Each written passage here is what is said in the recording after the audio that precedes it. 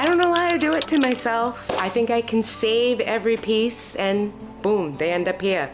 It's like the home for wayward furniture. Oh, that's pretty.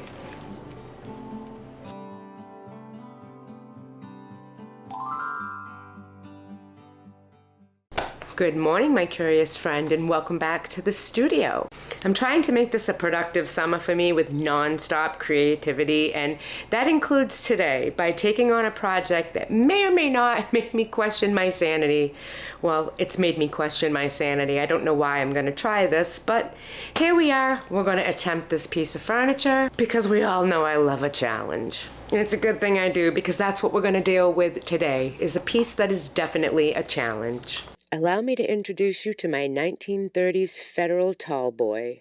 Now, people might think I'm high for taking this on, and, you're probably right, but that's besides the point. I have no plan on what I'm going to do with this. I just have a burning desire to start it, and I love the look of this, from the fluted columns to those gorgeous turned legs on the bottom and all of the details. This is going to turn into a stunning, one-of-a-kind work of functional art that someone's going to love. At least that's what I'm hoping for. So that's what we're going to do today, and together we're going to see how this bad Larry turns out. This was given to me free. I'm assuming it's because the molding is missing, and in this condition, it's easy to forget about it and want something new and shiny, because that's what happens to old furniture when it's no longer pretty. But that's not how things work around here. We save these quality pieces and we give them a new life, and this will be one epic example of a before and after. I'd rather put my efforts and energy into reviving this solid mahogany piece than going to IKEA and just buying crap, because you cannot buy quality like this today without spending a small fortune. And even then, I will say the quality will never be what it used to be. Also, this isn't just dirt, this is tannins that's coming off the piece, and if I continued to wipe it and clean it, it would continue to come off. So at some point, you just have to decide, I've cleaned it enough, I've rinsed it enough, and stop there. Otherwise, it will just keep coming off and drive you mad. That's how you know you need to use a stain blocking primer on the project. One of the bonus features to this piece is that all of the original Federal hardware is there. We'll just clean it up and see what it looks like, but the bonus is it's all there. I need to replace that missing trim, and I thought I was going to have to make a mold, which is no problem using amazing mold putty. But I had forgotten I've already made a mold, and it fits perfectly over this trim, because one thing about antique trim, it's kind of all the same, and this is no exception. So I already have the piece I need to make the missing pieces, but I'm still going to just tell you how you would normally do it. Get yourself some amazing casting putty. It's a 2-part mixture, and it's 50-50. So you got to take as much as you think you're going to need, 50% of each, and you're going to combine them till you get a nice yellow putty out of it. Once you have the yellow putty, this would be the trim that I would use to duplicate it, because it's open-ended on each end. So what I would do is I would take my ball of putty and I would set it down on there, and it really does fit. It's a perfect fit over this mold. So I would set it down there, get it to how I need it, and then I would flatten it with this stick. So when I turn it over, you can see the mold that's there. I can cast it and pour it. I'll be able to replace the missing piece. You will not be able to tell because I'm going to paint it, and I have this mold forever. Because this is antique trim, this is like the 4th time I've used this, and I just keep forgetting I have it. So there you go. How easy is that? Now that the mold is made, I'm going to have to pour some resin in so I can make the missing trim. And to do that, I'm going to use amazing casting resin. This is the white variety. This cures in just a few minutes, and it gives you just a couple minutes of working time when it comes out of the mold, so it makes it perfect for going around in angles, sharp bends, curves, custom shapes. Whatever you need to do, you can actually do with the resin when it comes straight out of the mold, because you have that working time. So I only buy one variety. I always get the white. This is also a 50-50 mixture. Put the two together, pour it, and this trim's not going to be missing much longer.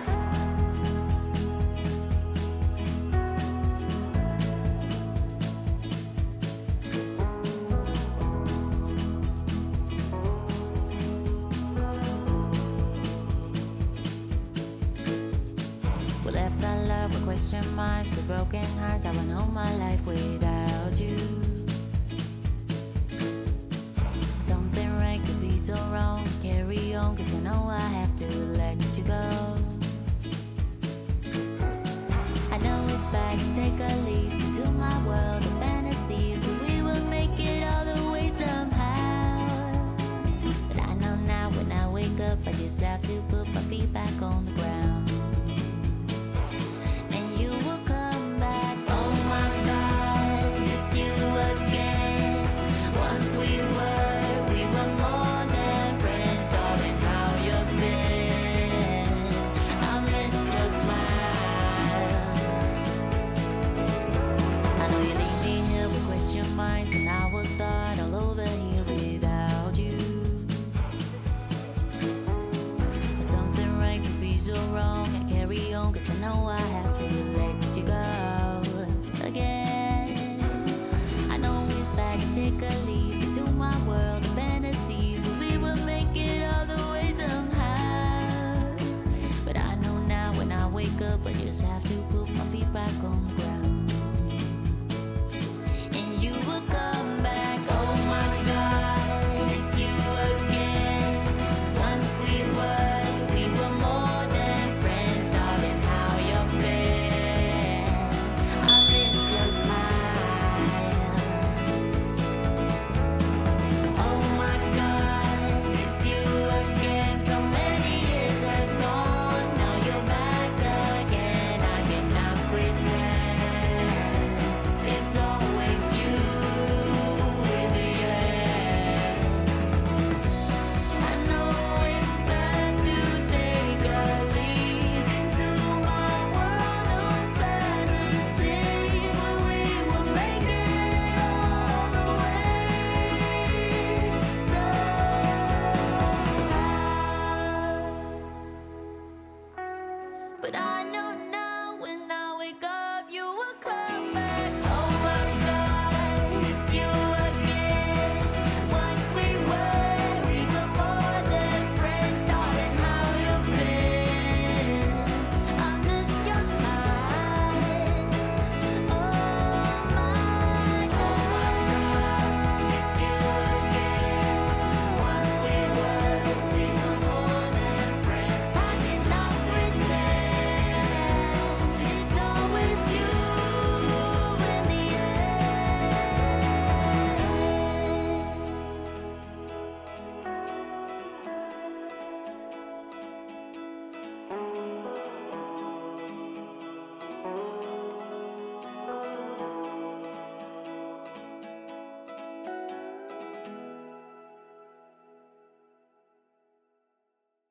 I don't see any bleed through on this, which is awesome. So that tells me that the base is fine. I do need to go over everything with a 320 sanding pad so I can smooth down that surface. That 320 scuff sanding takes right down and gives you that butter smooth finish, which is what you want.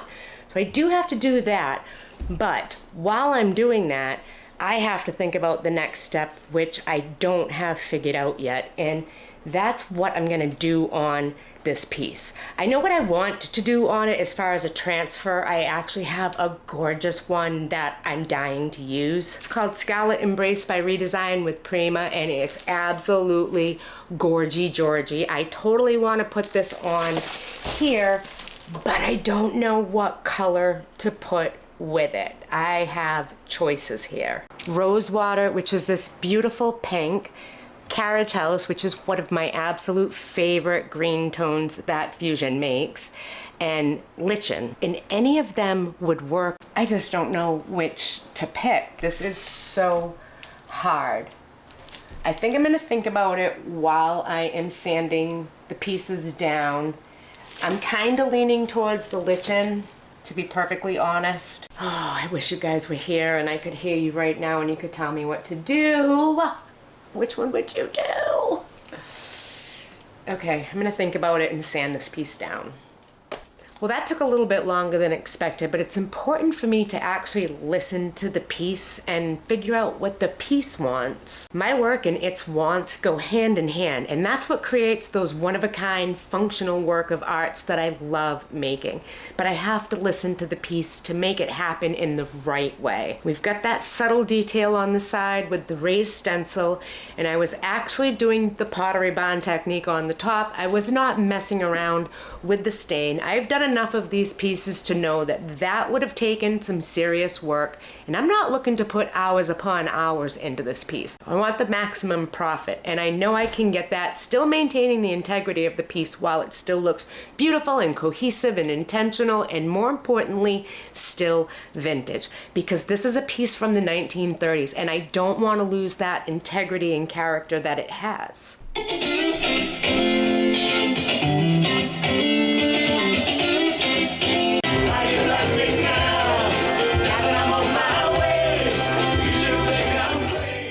This was definitely a music-filled day, but I love those days out in the studio where it's just me and my creativity and whatever medium I choose. This is where I want to be. This is what I love doing. I love creating. I never really realized how much I actually yearn to create on the daily until I started doing this, and then it was more like an epiphany of why haven't I been doing this all along?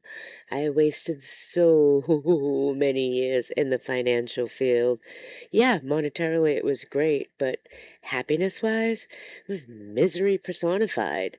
This is what I love doing. I just want to create beautiful things. Is there anything wrong with that? I don't think so. All the pieces have 2 creamy coats of the appropriate paint color on them, and now I am going to leave it all for the night to sit and cure. It's been a long day out here. A good day, but a long day. Good morning. Everything's cured, and I need to get a coat of poly on all of this so that I can glaze it. Remember, you can't just put glaze right over raw paint. It won't slide. You need to have some form of a barrier. And I've really been geeking out on this warm satin finish lately.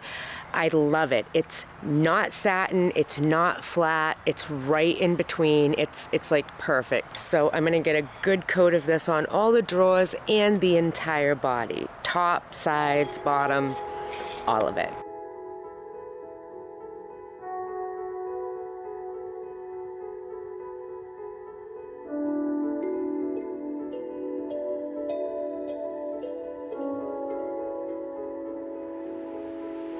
I know you're hurting. Your body can't keep up. Don't think it's worth it. Trying to find a way, trying to heal.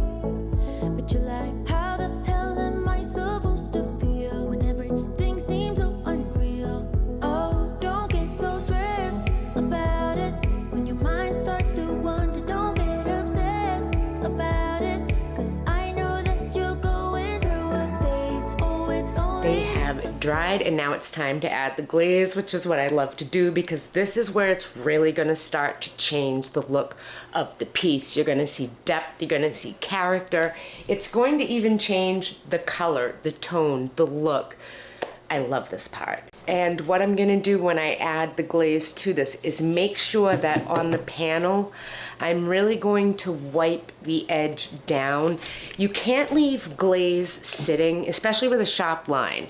You're going to see it. You always have to wipe it back, feather it off, taper it off, somehow make it so it won't be gone over twice, unless you're going over all of it twice. So it's very important to wipe it back as you go. I'm gonna start with the columns, get those done, and these beautiful legs, which I'm really super dying to see. Then we're gonna move up, we're gonna do detail of the side, and then we're gonna do the top with my corn husk broom. It's gonna give me that great faux finish that I love doing. So that's where we're at. I'm gonna bust open my Rust-Oleum glaze in Java. I get a lot of questions about that. That's the only glaze I use. It's affordable, it's readily available, I can get it at the big box store, but more importantly, I like the ease of using it. I don't need to put an extender in it, I can move it, it flows, I can manipulate it. Rust-Oleum glaze, people, that's the glaze you want. Take it to a better place, a better place. Feels like we're chosen. Sun is shining when your eyes are open. Start treasure how beautiful life can be, and what a little love can make you feel. Oh, we won't feel joy without it, and your mind starts to wander. Don't get upset about it, 'cause I know that you're going through a phase. Oh, it's only just a phase on your way to a better place. Yeah. I know what will do the trick. Yeah. Open up and let me in. 'Cause only love will take you to a better place, a better place. I know what will do the trick. Yeah. Open up and let me in. 'Cause only love will take you to a better place, a better place. Feels like we're chosen. Sun is shining when your eyes are open. Start treasure how beautiful life can be, and what a little love can make you feel. Yeah. I know what the trick. Open up and let me in. 'Cause only love will take it to. I've got the fluted columns done, the top is done, and I did the entire front of the dresser, so that is sitting ready to dry with the glaze on it. Now I want to start on the sides to get that to match the front. When you switch directions with glaze, you unfortunately have to let the first direction dry before you go back in for the second. Otherwise, they will overlap. It will be noticeable and obvious, and not something I want to deal with. So this has added another day's time to my project so that it can cure and dry before I move on to the next step. But thankfully, through the magic of editing, you get to see it in 2 shakes of a lamb's tail.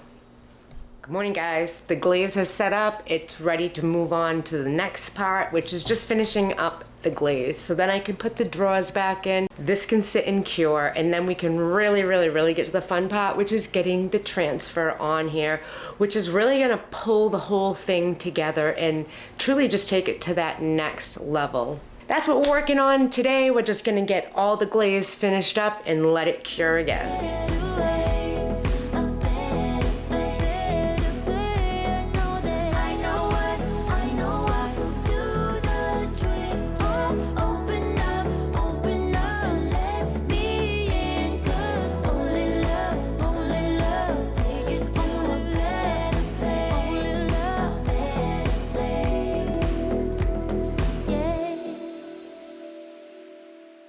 Now I'm going to add this beautiful transfer to the front, and I'm going to lay it down to do it. So because I'm laying it down, I have to make sure that I actually push the drawers down, if you would, towards the bottom, so that way if there's any shift because they're lying on their back, it won't be noticeable when the transfer goes on. You have to make sure that everything is in the same position, and there is no shift on this one, thankfully. That's something that you have to take into account when you're doing this. Now, I'm not going to lie, this did take a lot longer than it normally would because of the condition of my hand right now. It looks like it's better, and it is a little bit, but there's still things that need to be done. I have a joint that still needs to be replaced, so there's a lot you don't see in the small snippet of editing that you guys view. So this did take a lot longer, but I enjoyed doing it. I took my time. I had a great movie on, and this came out absolutely amazing. I am literally obsessed.